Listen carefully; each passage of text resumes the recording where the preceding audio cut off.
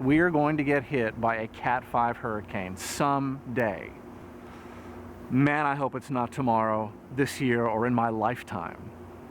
But it has happened before, and it will happen again. It is inevitable. It breaks my heart knowing that so many people have gotten so complacent that they won't be ready. And this is why we preach so much. You cannot count on someone else to rescue you when that big storm hits, because everybody is going to need rescuing.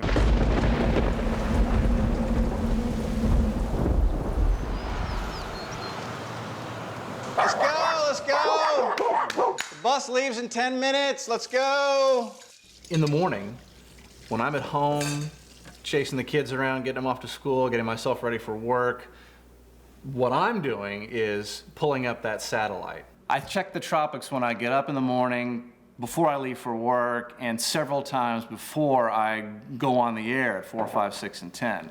It's not just because I'm fascinated with the weather, it's because I have to. That's how quickly things can change in the tropics during hurricane season. You know, I can remember the summertime thunderstorms bubbling up. My dad was like, oh, well, we can use the static electricity in the air to make a spark. And we took little paper clips and we rub our feet against the carpet and walked up to the doorknobs, and a little spark would fly. So we made our own lightning bolt during a thunderstorm. Sometimes they'd be off in the distance. So I would go to my dad's office and I would take this pair of binoculars that he had, and I would get out on my bicycle, put them around my neck, and go riding and go watching for thunderstorms and lightning, and maybe I would see a tornado. And then inevitably I'd lose my dad's binoculars and he would get mad at me, and that's another one of the memories that I remember getting in trouble for wanting to be part of the weather every day. The weather never scared me until Tropical Storm Allison. Tropical Storm Allison scared me. I had read about storms that could produce 8 to 10 inch rainfall rates per hour, but that's still something you just read about in a textbook. You rarely will ever experience that. I remember walking out the front door of the station because the rain gauges I was monitoring were showing rainfall rates of 8 to 10 inches per hour. And I can't believe this. I walked outside and it literally was like a curtain of water, just solid water falling down from the sky, and it scared me. It triggered something primal in me. I love talking to kids about the weather. They are so interested in it.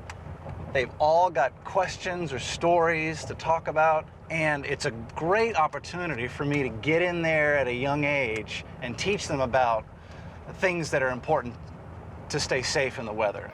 This is why it's very important for people who live near the water to who said evacuate? Who said that? You said that. That's right. They have to get in their cars before the storm comes and drive inland. And sometimes they drive to, maybe they'll come to your house and stay with you for a little while. Okay, so hands down. There are two things we have to do from a hurricane. We either do number one, which is run from the water, hide from the wind. Perfect. It's important to teach the kids the basics of hurricane preparedness: food, water, batteries, medicine, so that they can go home and tell their parents what they need to have in their hurricane supply kit. On a day like this where I'm driving in, I'm watching the sky and just simply looking at how the clouds are forming, which way the wind is blowing, what it feels like outside, if it's really humid or if it's really dry, can tell me so much about what to expect from the weather later in the day. Sometimes you just have to count on your senses. There was a devastating storm in Galveston over 100 years ago, the 1900 storm. There weren't any satellite images at that time. There's no radar to warn the residents. Just the island's meteorologist, Isaac Klein. This guy, Isaac Klein, literally, desperately rode up and down Galveston's beaches on horseback, warning the people to run for their lives. 6,000 men, women, and children just simply couldn't outrun the water. They had no warning. One mighty day, great God, that morning when the storm wind swept the town.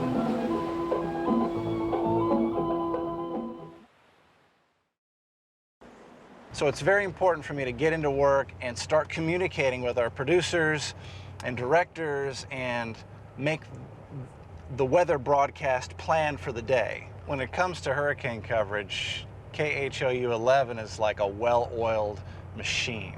Weather is what we do, and it is our legacy. Hurricane Carla 1961, Dan Rather innovated. He invented the idea of putting weather radar on television to show the people at home where the storm was and how it was moving. And that was the first time anybody had ever seen a radar image on television. Mr. Watney, can we move into the radar room now? There is the eye of the hurricane right there. You can see it very clearly on the radar, a beautiful picture from our... And he changed the way we look at weather and the way we deliver weather forever. Not only that, but some of the first satellite images of a big hurricane were during Hurricane Carla as well. The Gulf is the Rio McCoy, a lot of rain, a lot of wind out there, heading in the direction of Aransas Pass and Galveston. So you had two pieces of technology that would really become the heart of every weathercast, radar and satellite, developed and innovated by Dan Rather here at Channel 11 back in 1961. Evacuation of all islands and low coastal areas along the Louisiana and the upper and central Texas coast. Once we realized that this hurricane was so large, it was taking up virtually, in some ways, the entire or most of the whole Gulf of Mexico, Texas, Louisiana, Mississippi coast. You saw the size of it. Then you saw how strong the winds were. And we all know in covering hurricanes that generally the biggest killer is the water, not the wind. But the wind is what drives the water. So in my head, there was this, could be this tremendous great wall of water. All of those things were among what was very scary about this particular hurricane. By getting the word out early and people paying attention to it, it saved many, many lives. We at Channel 11 are carrying the names of as many schools and neighborhoods that have shelter center opens as possible. During hurricane season, weather, covering hurricanes is our #1 priority. So when a storm pops up, our newsroom kicks into high gear in a hurry. We can go from a normal news day to wall-to-wall hurricane coverage in a matter of minutes. There are a few people still at KHOU11 that were there 30 years ago when Hurricane Alicia hit. Ron Trevino was one of them.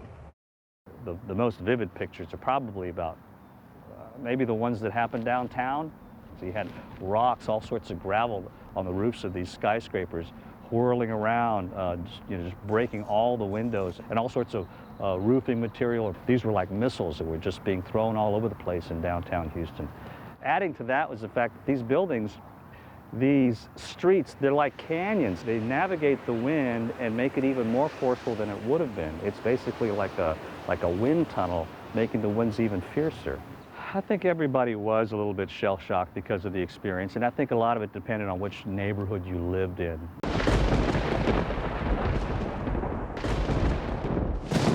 Another shocking storm would have to be Tropical Storm Allison.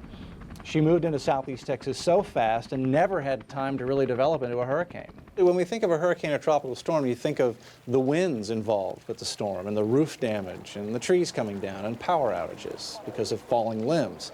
But with Allison, it was totally different. There was very little wind with the storm. In fact, the night of the flood, there was no wind. It was still. But the rainfall rate that came down was just unbelievable.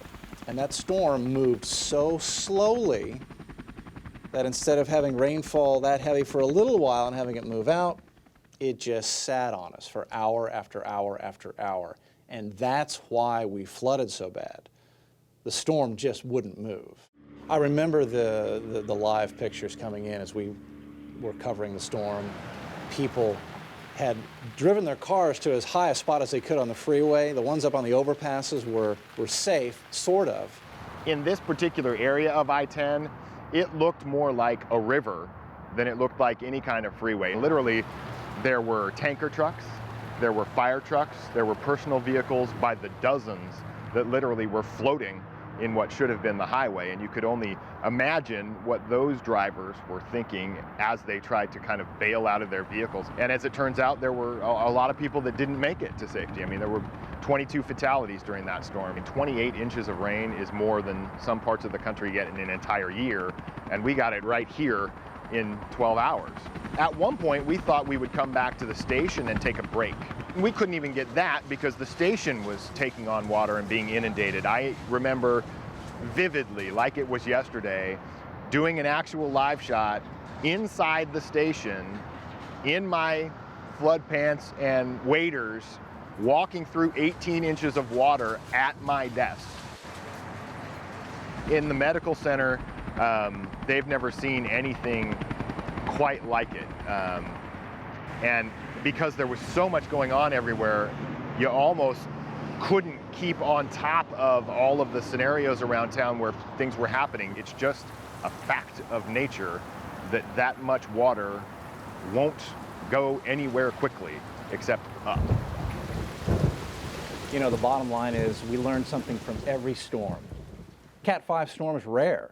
A tropical storm that dumps 30 inches of rain in a 12-hour window and takes the lives of 22 people is also extremely rare. But they both happen right here in Southeast Texas. That tells me we have to pay attention and be ready for anything.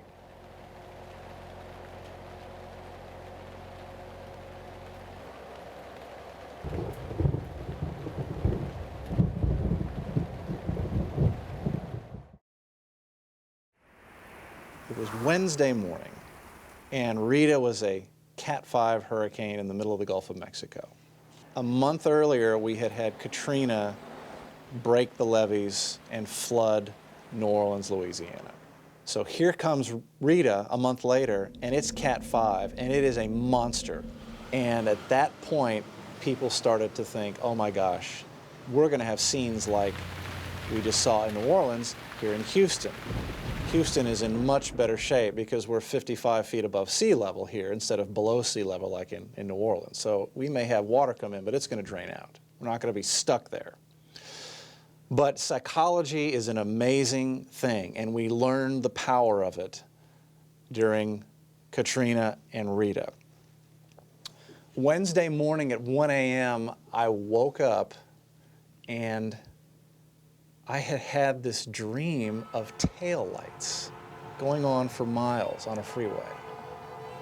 And I got up and I started packing a bag because I knew I was about to be stuck at the station for days on end. And I left a note for my wife saying, don't go to work, stop. Pack a bag, pack up the boys, and head inland. If you don't leave this morning, this Wednesday morning, you will not get out. I also was a victim of psychology. I evacuated my family from the Jersey Village area because I was scared of this storm. I didn't want them to be hurt. Fear of Hurricane Rita triggered the largest evacuation in U.S. history right here in Southeast Texas, and it reinforced two of the most important keys to survival. You have to run from the water, and you can hide from the wind. On the coast, you have to run from the water, but for the majority of people inland, Houston area, Sugar Land, Woodlands, Humble, Kingwood, Jersey Village, it is so much better to hide from the wind in your own home than try to run from the wind. Hurricanes can create a tremendous push of water. That's the storm surge. My friend and my colleague, Dr. Neil Frank, has spent years documenting the effects of storm surge on the coastal communities. The thing about the storm surge, you can't protect yourself from that. So in terms of storm surge, if you live in an area that could be affected by the storm surge, you have only one alternative. That is to get out. And we need to emphasize that the storm surge is the dome of water. It's not just big waves. A lot of people have the false conception that the storm surge is all these big waves rolling in. You're going to have a 15-foot storm surge. Here comes these 15-foot waves. No.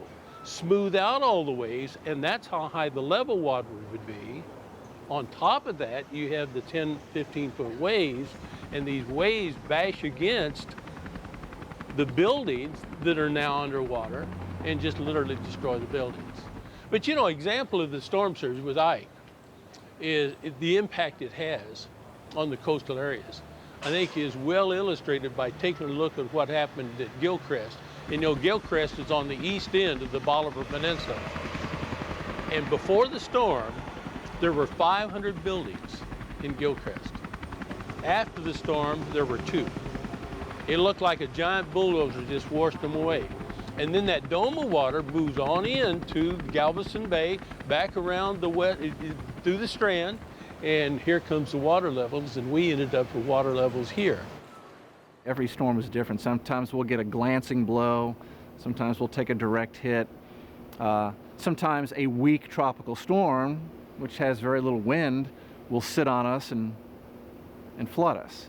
Each storm is different. In fact, with Hurricane Ike was so different with its unusually large storm surge that it changed the way the Hurricane Center issued surge forecasts.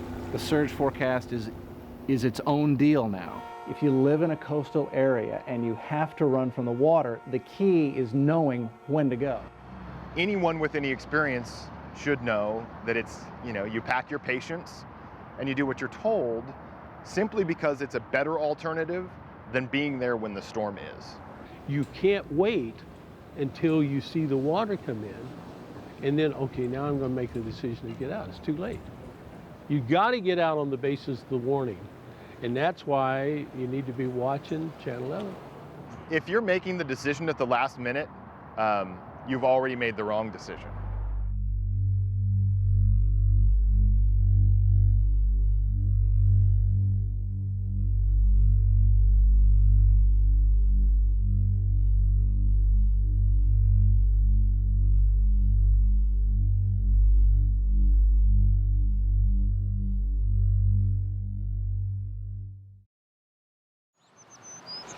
There are 2 storms that change the way I look at hurricanes. Alicia in '83. I was a teenager, and that thing scared me. I had no idea pine trees could bend like that and that the wind could do so much damage, even as far inland as the Spring area, where I was, 75 miles inland. And Tropical Storm Allison. This weak, piddly little storm gave us one of the worst floods Southeast Texas has ever had. And that little thing, producing these tremendous rainfall rates, it scared me and taught me that even the smallest little storm here in Southeast Texas can cause huge problems.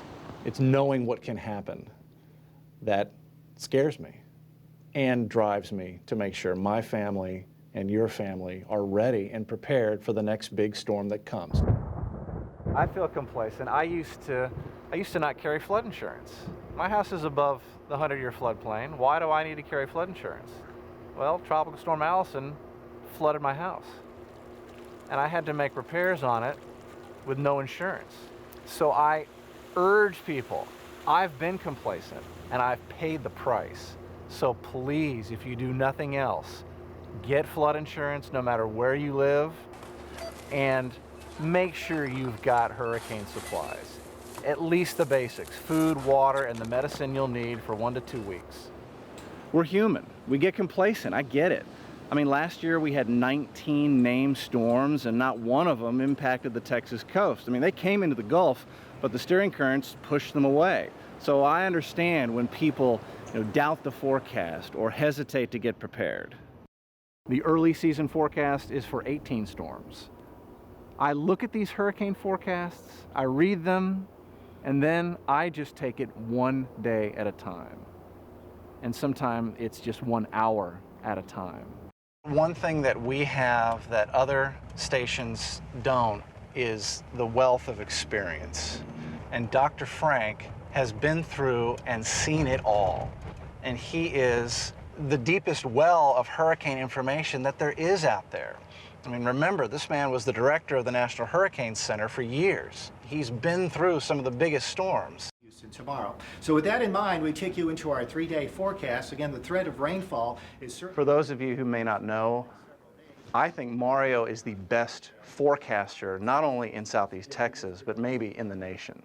This is a man who cut his teeth in weather forecasting in the U.S. military.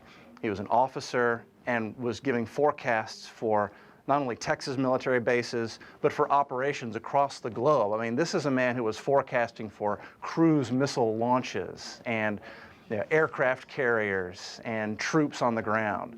So when the weather gets serious, Mario is a man who's been forecasting in some very serious situations, and we're lucky to have him here. The flash flood warning is in effect until 1 o'clock. I mean, not only is Cheetah a smart, competent meteorologist, but she has an incredible connection to our community. Cheetah is an incredibly valuable asset to the weather team. And then let's do the hail.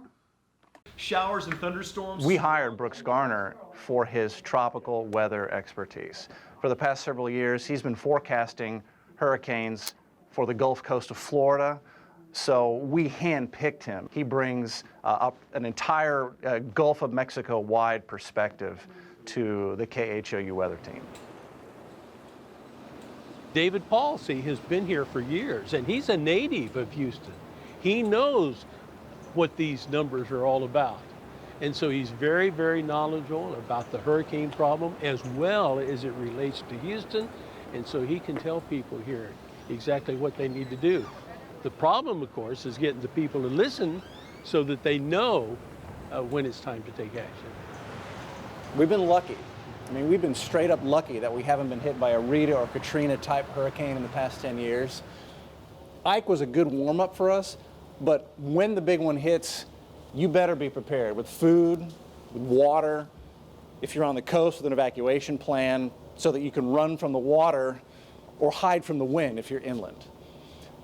It's a wonderful place to live, but the price of living here is being prepared.